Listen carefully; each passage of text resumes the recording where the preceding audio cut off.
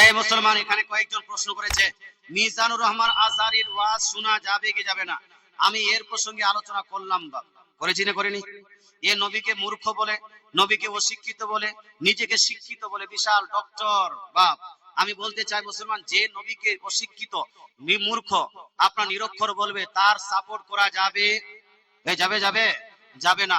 সহিহ মুসলিম শরীফের হাদিস, হাদিস নাম্বার 27 এর মধ্যে লিপিবদ্ধ আছে, ইন্না হাদাল ইলমা দীনুন ফানজুরু আম্মান তাখুজুনা দীনাকুম। আপনার মধ্যে যে নলেজটা হয়, এই নলেজটার উপর আপনার দিন, আপনার ধর্মটা নির্ভর করে। সুতরাং যার কাছ থেকে জ্ঞান অর্জন করছো তাকে আগে ভালো করে চেক করে নাও, সে আহলে সুন্নাতুল জামাতের হয় কি হয় না। তারপরে হাদিসে লিপিবদ্ধ আছে বা ইউনজারু ইলা আহলে সুন্নাতে, দেখতে হবে যে আহলে সুন্নাতুল জামাতের হয় কিনা। যদি আহলে সুন্নাতুল জামাতের হয় তার কাছে হাদিস শুনুন, তার কাছে ওয়াজ শুনুন। আর যদি আহলে সুন্নাতুল জামাতের বাহিরে হয় তার কাছে হাদিস নেওয়া যাবে না, তার কাছে ওয়াজ নেওয়া যাবে না। আপনি বলুন হুজুর কত সুন্দর করে বলছে, সুন্দর করে বলুক বা আপনার যাই বলুন না কেন, যারা রাসূলুল্লাহকে কাউবয় বলেছে, কি বলেছে? কাউবয়। কাউবয় মানে কি? এই কাউবয় মানে কি? কাউবয় বলা হয় রাখালকে। মুসলমান রাসূলুল্লাহকে রাখাল বলা যাবে? না, যাবে? রাসূলুল্লাহকে রাখাল বলা যাবে না, রাখাল বলাটা বেয়াদবি। এই জন্য বললি ভাই, যারা রাসূলুল্লাহকে সিক্স প্যাক বলছে, কোন সময় আপনার কাউবয় বলছে, মুসলমান কোন সময় রাসূলুল্লাহকে নিরক্ষর বলে, এই ধরনের ব্যক্তিকে সাপোর্ট করা যাবে না, ওয়াজ শোনা যাবে না। যতই বলো, বলছে হুজুর এক একটা মাহফিলে কি বলছে 10 টাকা 3 লাখ 4 লাখ টাকা করে 4 লাখ করে আপনার ইয়ে হচ্ছে, লোক হচ্ছে। মুসলমান আমি আপনাকে বলতে চাই, এখন যদি কোথাও যদি বলা হয় যে ইবলিস আসবে ওয়াজ করতে, কে আসবে? ইবলিস, ইবলিস শয়তান ওয়াজ করবে আজকের মাহফিলে। কথা আসেন তো, প্র্যাকটিক্যালি যদি হয় যে ইবলিস ওয়াজ করবে, ইবলিস যদি ওয়াজ করবে তো বলেন তো মিজানুর রহমান আজহারী থেকে লোক কম হবে না বেশি হবে? বলেন না, বেশি হবে না কম হবে?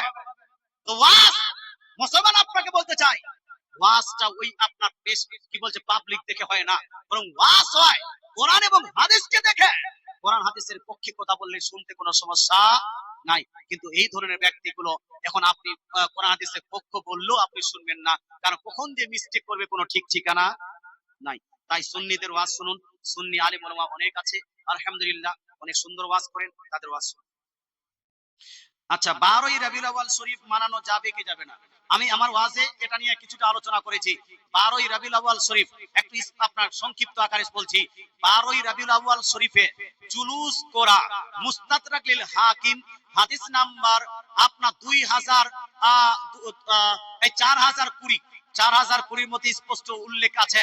হযরত আবু বকর সিদ্দিক রাদিয়াল্লাহু তাআলা আনহু থেকে আপনার বর্ণিত হাদিস বা উনি বলেন যে রাসূলের আগমন দিবসে মদিনার সাহাবায়ে কেরাম, মদিনার অলিতে গলিতে বের হয়ে স্লোগান দিচ্ছিলেন, আল্লাহু আকবার, আল্লাহু আকবার, যা মুহাম্মাদুন, আল্লাহু আকবার, যা রাসূলুল্লাহ, আল্লাহু আকবার। আমরা বলি না সরকার কি আমদ? জোরে বলেন না, সরকার কি আমদ। আচ্ছা, সরকার কি আমদ এটা কোন ল্যাঙ্গুয়েজ, কোন ভাষা? এটা হলো উর্দু ভাষা। এটা কি? উর্দু ভাষা। এর আরবিকটা কি হবে? এর আরবিকটা কি হবে? এর আরবিকটা হলো যা মুহাম্মাদুন রাসূলুল্লাহ। জোরে বলেন সুবহানাল্লাহ। আর এই সেম স্লোগান 12ই রবিউল আউয়াল শরীফে মদিনার সাহাবায়ে কেরাম রাসূলের আগমন দিবসে ইরশাদ করেন, যা মুহাম্মাদুন রাসূলুল্লাহ, আল্লাহু আকবার। জোরে বলেন না সুবহানাল্লাহ। স্লোগান প্রমাণ হলো। জুলুসটা আমি প্রমাণ করার জন্য সহিহ মুসলিম শরীফ জিলদ নাম্বার 2 হাদিস নাম্বার 7707 থেকে জুলুসটা প্রমাণ করলাম। তারপরে এই রোজা, এই আপনার 12ই রবিউল আউয়াল শরীফে আপনার জন্ম, নবীজির জন্মদিনকে রোজা নামাজের মাধ্যমে পালন করার জন্য হাদিস সহিহ মুসলিম শরীফ জিলদ নাম্বার 1 হাদিস নাম্বার 2804, 2805, 2806, 2807 কন্টিনিউ 3-4টা হাদিস আছে যেখানে রাসূলুল্লাহ নিজেই নিজের জন্মদিন পালন করেছেন। জোরে বলে সুবহানাল্লাহ। সিয়াসিত্তার অন্যতম হাদিসের কিতাব সুনান নাসাই জিলদ নাম্বার 2 হাদিস নাম্বার 5443 এর মধ্যে সাহাবায়ে কেরাম, প্রশ্নগুলো উত্তর দেওয়াটা খুব জরুরি। তো 12ই রবিউল আউয়াল শরীফে জুলুস করা, মিছিল করা, ফাতিহা করা সবই জায়েজ আছে, যেটা সুন্নিরা করি। তবে কুদা ঝাপা করা যাবে? যাবে যাবে? নাচ গান করা যাবে না, এটা করতে পারবেন। আচ্ছা, এখানে বলছে কোন মৌলানা বলেছে মাজারে পোড়া মুরগির মাংস খাওয়ার যাবে না, শুকুরের মাংস খাওয়া উত্তম বলেছে। নাউজুবিল্লাহ, এই জোরে না নাউজুবিল্লাহ। যে মৌলবি বলবে মাজারে পোড়া মুরগির থেকে শুকুরের মাংস খাওয়া ভালো, একে মৌলবি বলাও পাপ, একে মৌলানা বলা পাপ হবে। মুসলমান আপনাকে বলতে চাই, এক সাউন্ড কমান, চুচু না করে কমান সাউন্ড, একটু কমান না। মুসলমান আপনাকে বলতে চাই, এটা ওই যে আপনার গোপাল ভাড়া একটা বার হয়েছে রাবচোর, এ বলছে যে একদিকে যদি মাজারের মুরগির মাংস রাখা হয়, একদিকে যদি শুকুরের মাংস রাখা হয়, তাহলে প্রয়োজনে শুকুরের মাংস খাওয়া যাবে, কিন্তু মুরগির মাংস খাওয়া যাবে না। হে মুসলমান আপনাকে বলতে চাই, যারা শুকুরের মাংস খাবে তারা জান্নাতি না জাহান্নামী? জান্নাতি না জাহান্নামী? জাহান্নামী। আর যারা মুরগির মাংস হালাল না হারাম? হালাল। এই হালাল না হারাম? মুরগির মাংস খাওয়াটা কি জায়েজ না না জায়েজ? জায়েজ। এটা হলো জান্নাতের খাওয়া, আর শুকুরের মাংস হলো জাহান্নামের খাওয়া। যারা জাহান্নামী হবে তারা শুকুরের মাংসকে প্রাধান্য দিবে, যারা জান্নাতি হবে তারা মুরগির মাংসকে প্রাধান্য দিবে। জোরে বলেন সুবহানাল্লাহ। এটা আপনার নিজের চয়েস হবে।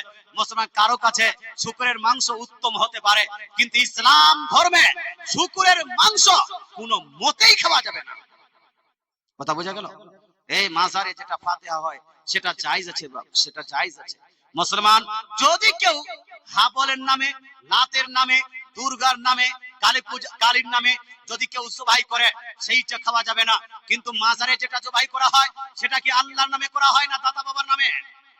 আল্লাহর নামে করা হয়, বিসমিল্লাহ আল্লাহু আকবার পড়া হয়। এখন পর্যন্ত আমি শুনিনি যে দাতা বাবা বলে যারা জবাই করা হয়েছে, খাজা বাবা বলে জবাই করা হয়েছে, আর আলাউল আকবার নবী বলে জবাই করা হয়েছে। এর মাথার কা ওই আপনার মাথার তা একটাও নাই যারা শুকরের মাংসকে প্রাধান্য দেয় আর ফাতিহার মাংসকে প্রাধান্য দেয় না। তুমি খাবে না খাবে না কোনো ব্যাপার না, কিন্তু মানুষকে বিভ্রান্ত করা যাবে? এই যাবে যাবে, এগুলা নিয়ে অনেক আলোচনা হবে।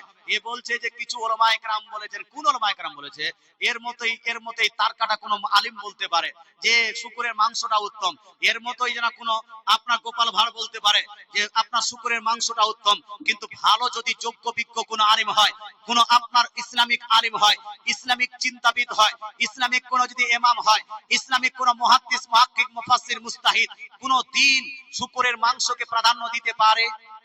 পারে পারে? উত্তম বলতে পারবে? পারবে না। মুসলমান তারপরে ওকে নিয়ে টানাটানি। মুসলমান এই ব্যক্তি এটা বলার কারণে ইসলাম থেকে খারিজ হয়ে যায়। কোন মৌলানা বলেছে জাহান্নামে যাওয়ার জন্য শবে বরাতের একটা রোজা রাখাটাই যথেষ্ট। আস্তাগফিরুল্লাহ, আস্তাগফিরুল্লাহ। আপনারা কি রোজা রেখেছেন বাপ? এই রেখেছেন? কয়টা? তো একটাতে যদি জাহান্নামে যেত, দুইটা তো আরো জাহান্নামে হয়ে গেছে। হ্যাঁ, বলছে ওই লোকগুলি কাজিয়ে লাগাচ্ছে। মুসলমান আপনাকে বলতে চাই, বর্তমান আমার কাছে একটা ওয়াজ আছে বা, এই ওয়াজে ও বলছে যে যেই আপনার ব্যক্তি শবে বরাতের রোজা রাখবে, এই শবে বরাতের রোজা রাখার কারণে এই ব্যক্তি যাবে জাহান্নামে। বলেন নাউজুবিল্লাহি মিন যালিক। এই জোরে বলেন নাউজুবিল্লাহ। শুনুন, আপনাকে বলতে চাই, শবে বরাতের রোজা আমাদেরকে কোনো মাস্টার রাখতে বলেননি, কোনো ডাক্তার রাখতে বলেননি, আজকের কোনো মোল্লা মুন্সি রাখতে বলেননি, বরং শবে বরাতের রোজা স্বয়ং রাসূলুল্লাহ রাখতে বলেছেন। জোরে বলেন সুবহানাল্লাহ। কে রাখতে বলেছেন ভাই? রাসূলুল্লাহ রাখতে বলেছেন। কোথায় আছে হাদিস? সিয়াহ সিত্তার অন্যতম হাদিসের কিতাব সুনান ইবনে মাজাহ, জিল নাম্বার 1, হাদিস নাম্বার 1451। কত নাম্বার হাদিস বললাম? 1451 এর মধ্যে এই হাদিসটি সেম মিশকাত শরীফের মধ্যে লিপিবদ্ধ আছে। আল্লাহ তাআলা রাসূল বলছেন, ইদা কানাত লাইলাতুন নিসফি মিন শাবান ফাকুমু লাইলাহা ওয়া সুমু ইয়াওমাহা।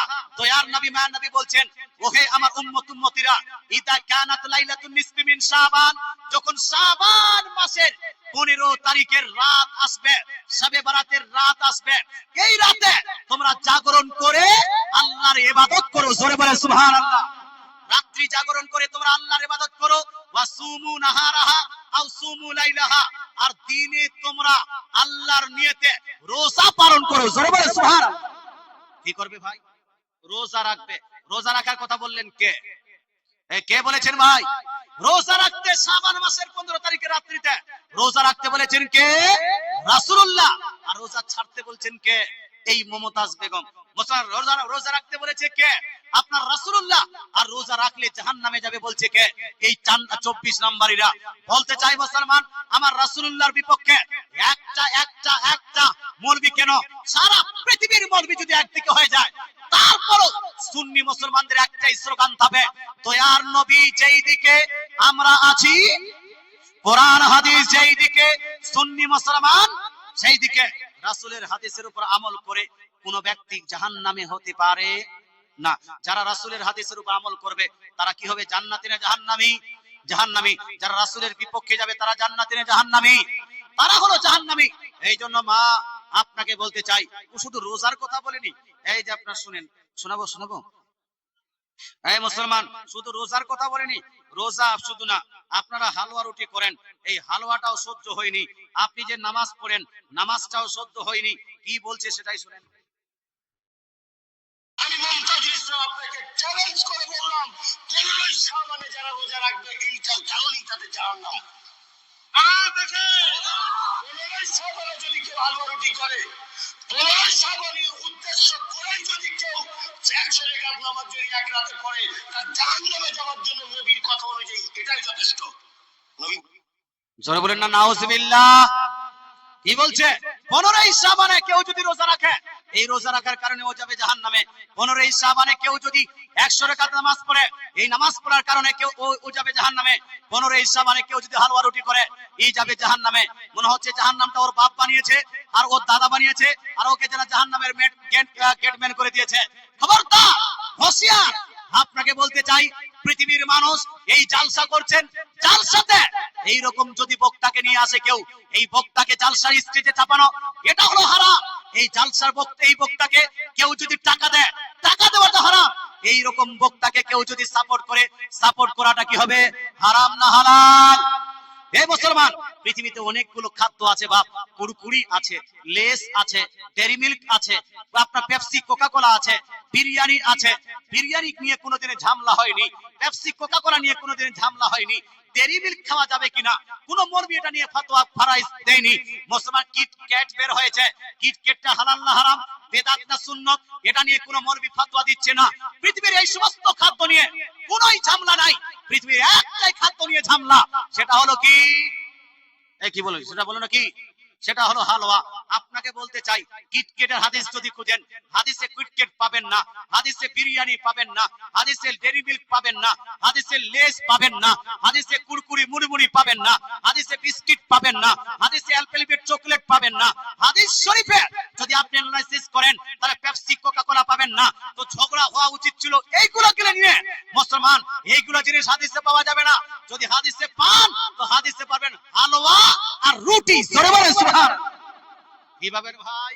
হালুয়া রুটি বুখারী, মুসলিম, তিরমিজি, নাসাঈ, আবু দাউদ, ইবনে মাজাহ, এই সমস্ত কিতাবের মধ্যে যদি অ্যানালাইসিস করেন, রাসূলুল্লাহ রুটি খেতেন, এইরকম অনেকগুলো হাদিস আছে। জোরে বলেন সুবহানাল্লাহ। আর শুধু বুখারী শরীফের মধ্যে, শুধু বুখারী শরীফের মধ্যে এক জায়গায়, দুই জায়গায় নয়, প্রায় 6 জায়গায় এই হাদিস কানে লিপিবদ্ধ আছে, যেখানে আম্মা জান আয়েশা সিদ্দিকা রাদিয়াল্লাহু তাআলা আনহা বলছেন, কানা রাসূলুল্লাহ সাল্লাল্লাহু তাআলা আলাইহি ওয়াসাল্লাম ইউহিব্বুল হালওয়া ওয়াল আসলা। দয়ার নবী, মায়া নবী ইরশাদ, নবী প্রসঙ্গে আম্মা জান আয়েশা বলছেন যে নবীজি পৃথিবীর মধ্যে হালওয়া আর মধুকে খুব ভালোবাসতেন। জোরে বলেন সুবহানাল্লাহ। হালুয়া আর মধুকে কি করতেন ভাই? বলুন না, কি করতেন? ভালোবাসতেন মানে কি খেতেন না? ভালোবাসতেন মানে কি সেটা হারাম? মুসলমান, রাসূলুল্লাহ সাল্লাল্লাহু আলাইহি ওয়াসাল্লাম হালুয়া আর মধুকে ভালোবাসতেন, তার মানে কোনোদিন মধুকে বেদাত বলা যাবে? যাবে? পৃথিবীর অন্যান্য খাদ্য বেদাত হতে পারে, কিন্তু মধু বেদাত হতে পারে না। মধু আপনি খাবেন, বাচ্চাদের খাওয়াবেন, বুড়াদেরকে খাওয়াবেন। বাচ্চাকে মধু খাওয়ালে বাচ্চার সর্দি কাশ কম হবে। আপনার জওয়ান যারা আছে, তারা যদি মধু খায়, তাহলে যৌবনটা তার কন্ট্রোলে থাকবে। যদি বৃদ্ধ মানুষ মধু খায়, তাহলে তার ওই যে হাঁটু ব্যথা, পায়ে ব্যথা, এই ব্যথা, ওই ব্যথা হয়, এই ব্যথাগুলো কম হবে, তার শরীরটা ভালো থাকবে। তাই মধু খাবেন। রাসূলের সুন্নত মনে করে কেউ যদি মধু খায়, তাহলে নেকি পাবে। তদ্রূপ মুসলমান, আপনাকে বলতে চাই, হালুয়া এটা খাওয়া হালাল না হারাম? জোরে বলুন না ভাই। জায়েজ না না জায়েজ? সুন্নত না বেদাত? সুন্নত। মুসলমান এটাকে বিদআত যারা বলে, এরাই হলো আসল বিদআতি। এটাকে যারা নাজায়েজ বলে এরাই হলো আসল নাজায়েজ। এটাকে যারা হারাম বলে এরাই হলো আসল হারামখোর। এদেরকে সাপোর্ট করা যাবে না। হালুয়া বাদ দেওয়া যাবে না। হালুয়া খাওয়া কোন দিন যাবে? আজকের দিন হালুয়া খেতে চাইলে খেতে পারবেন, ওলিমার দিনে খেতে চাইলে খেতে পারবেন, আপনার বিবাহের দিন খেতে চাইলে খেতে পারবেন, কুরবানির দিন খেতে পারবেন, ঈদের দিন খেতে পারবেন। আর যদি কোন ব্যক্তি শবে বরাতে 15 শাবানে কেউ যদি হালুয়া খেতে চায়, এটা জায়েজ জায়েজ জায়েজ আছে। কেউ বলছে আপনারা হালুয়া খাচ্ছেন রাসূলের দাঁত ভাঙার কারণে, আমরা রাসূলের দান শহীদ হওয়ার কারণে হালুয়া খাই না রে ভাই। আমরা খাই এই জন্য যে রাসূলের পছন্দ ছিল। জোরে বলে সুবহানাল্লাহ, জোরে সুবহানাল্লাহ। नारे तकबीर, नारे रिसालत, नारे रिसालत, मसला के आला हजरत, मसला के आला हजरत हजरत अल्लामा मौलाना जनाब अब्दुल रहमान रिजवी साहब किबला जिंदाबाद। नारे तकबीर, नारे रिसालत, मसलके आला हजरत, मसलके आला हजरत, उलमाए अहले सुन्नत। এই মাশাআল্লাহ, আজকের আপনার শেষ বক্তা, সুরকার বক্তা। দেখতেও আপনার হাট্টাঘাট্টা আছে আর সুরও খুব হাট্টাঘাট্টা আছে। বাপ মুসলমান এখন শুনবেন সুন্দরভাবে। আমি আর আলোচনা বাড়াবো না। একবার দরুদ শরীফ পড়ুন। আল্লাহুম্মা ভালো আছেন?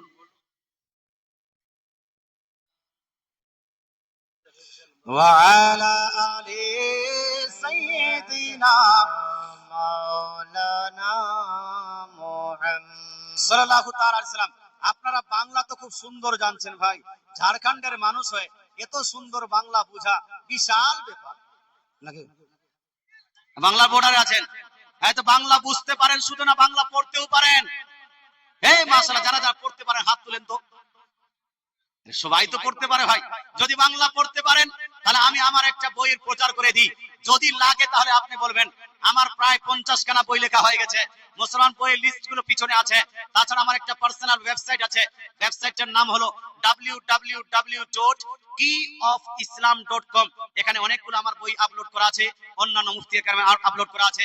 এই বইটা আলহামদুলিল্লাহ, এই বইটা খুব মেহনত করে লেখা। আমার বইটাতে কি আছে, আজকালকার অনেকগুলো মানুষ দেখবেন হঠাৎ করে শিক্ষিত মানুষ নাভির নিচে হাত পাততে পাততে ভ্রাম করে তারা বুকের উপর চলে যায়। আছে না নাই? আছে না? এই জন্য হাত ঝাড়ুয়া জানা হয়ে যাচ্ছে আমাদের এলাকায়, আমাদের গ্রামে। আপনার অনেকগুলো শিক্ষিত মানুষ হাত ঝাড়ুয়া হয়ে যায়, জোরে জোরে আমিন বলতে শুরু করে। হে মুসলমান যখন বলে আস্তে আমিন, আমিনের দলিল কোথায়? হয়তো আপনি উত্তর দিতে পারেন না। নাভির নিচে হাত পাতার দলিল কোথায়? হয়তো আপনি উত্তর দিতে পারেন না। আপনার তারাবি এখন আসবে, রমজান মাস তারাবি। তারাবি পড়বেন কত রাকাত? 8 রাকাত না 20 রাকাত? এই কত রাকাত পড়েন আপনারা? কিন্তু 8 রাকাতের পক্ষেও লোক আছে কি নাই? আছে কি নাই?